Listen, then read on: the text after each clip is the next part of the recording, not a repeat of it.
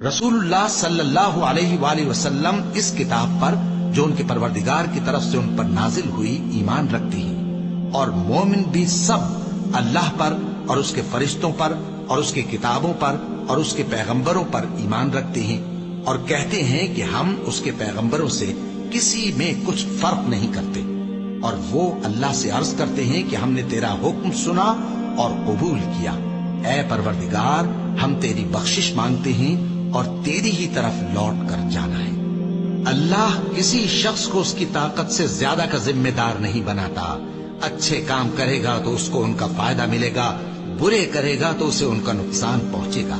اے پروردگار، اگر ہم سے بھول یا چوک ہو گئی ہو تو ہم سے مواخذہ نہ کیجو۔ اے پروردگار، ہم پر ایسا بوجھ نہ ڈالیو جیسا تو نے ہم سے پہلے لوگوں پر ڈالا تھا۔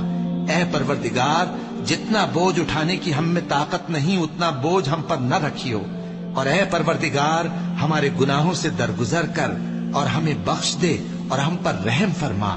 تو ہی ہمارا مددگار ہے، سو ہم کو کافروں پر غالب کر۔